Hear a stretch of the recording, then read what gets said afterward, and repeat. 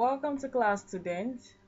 Today, we'll be looking at a very important topic titled Psychosocial Workplace Hazards.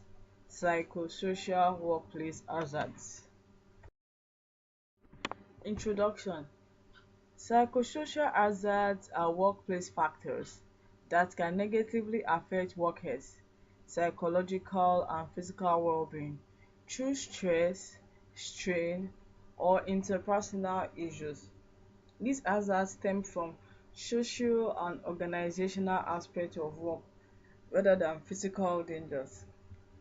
Psychosocial hazards that arise at work, as you can see in the image, we have poor physical environment, remote or isolated work, poor organizational justice, poor organizational change management, low job control, job demands, lack of role clarity, inadequate reward and recognition, traumatic events or material can come as a result of fatigue, violence and aggression, bullying, harassment including sexual harassment, poor support, conflict or poor workplace and relationship and interactions.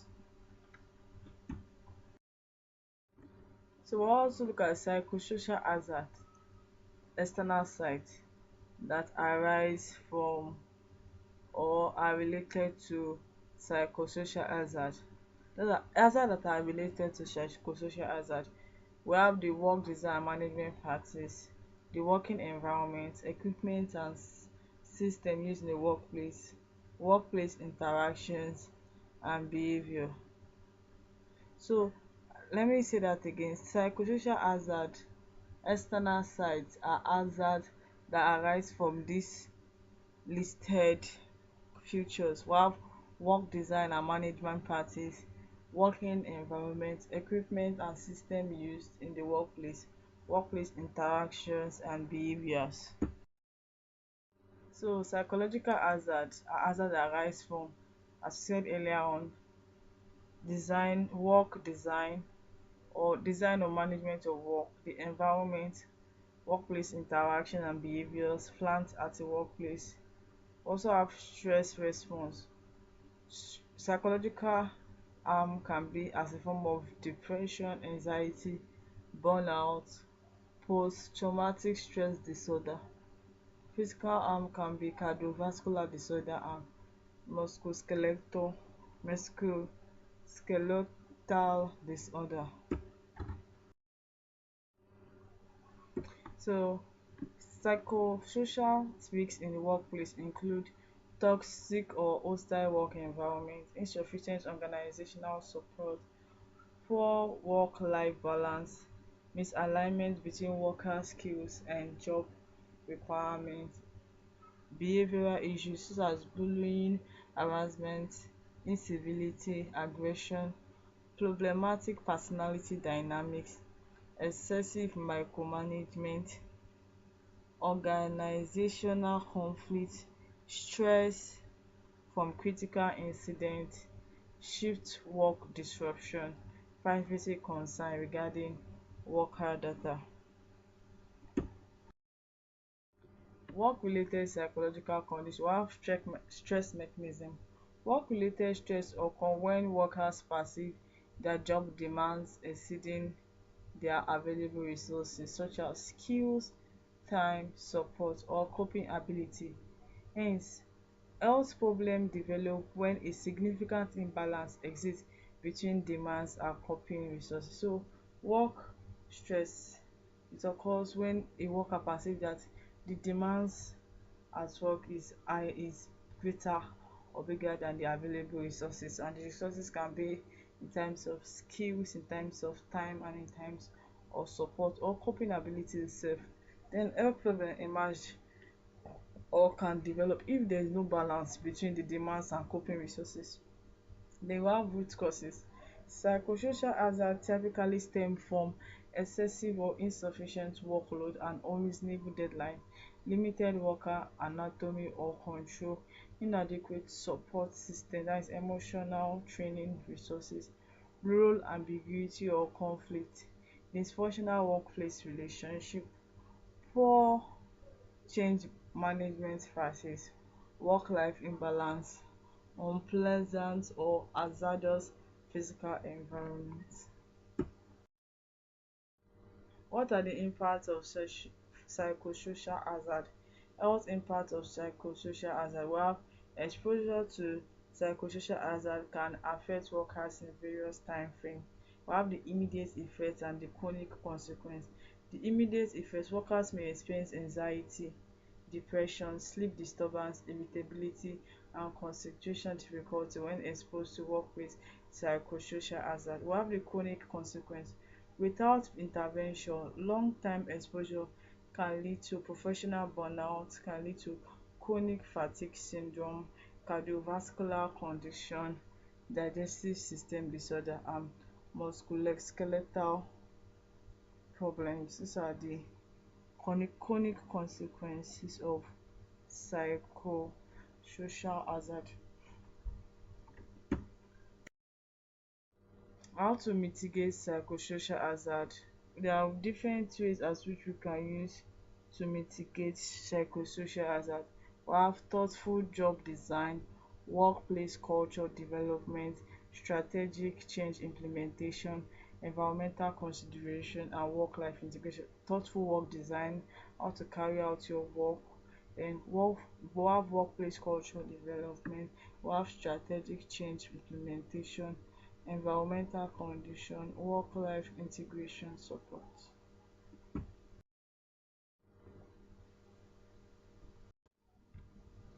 How to mitigate psychosocial hazard? We have thoughtful job design, match job demands to worker capabilities, provide appropriate autonomy and decision-making authority, ensure adequate resources and support system. Another is workplace culture development: foster transparent communication channels, cultivate respectful interpersonal dynamics, establish prompt conflict resolution processes. Then another is strategic change implementation: communicate organizational changes clearly, include workers in the transition planning, provide comprehensive support during periods of change. Then work-life integration support: implement flexible working arrangements, facilitate access to dependent care resources, encourage regular breaks and wellness activity. This one is very essential. Flexible working arrangements, then facilitate access to dependent care, encourage regular breaks and wellness activity. At interval, go for a break or you can do some exercise or walk around. It helps to stabilize. Environmental consideration: remedy physical workplace hazard, provide appropriate facilities and amenities, promote health conscious workplace behaviours. Then nature and impact of psychosocial workplace hazard. Stress as a primary psychosocial factor. Stress represents the body's natural response to perceived changes or challenges or threats, manifesting as physical and as emotional tension. While moderate stress can motivate performance, excessive or chronic stress becomes detrimental to overall health. Stress fundamentals: we have definition. Stress is your body's psychological and physiological reaction to demands or pressure. Stress is your body's psychological and physiological reaction to demands or pressure, and it can be manifested or manifest. You can see the physical manifestation as elevated heart rate, increased body pressure, altered breathing patterns. Emotional responses are anxiety, irritability, alertness changes. While stress originates from diverse forms including work-related pressure and expectation, financial challenges, relationship difficulties, significant life transition. So stress originates from those. Okay, types of stress. We have the acute stress and the chronic stress. The acute stress is a short-term event specific reaction that typically resolve when the situation concludes, while chronic stress is a long-term exposure to stress source without perceived escape route, causing more substantial health challenges. Psychological stress response. During stress activation, the body releases cortisol, epinephrine and norepinephrine, increase blood pressure and heart rate, enhances muscle preparedness, triggers sweating, heightens alertness and slow digestive and hormone function. Health effects of persistent stress.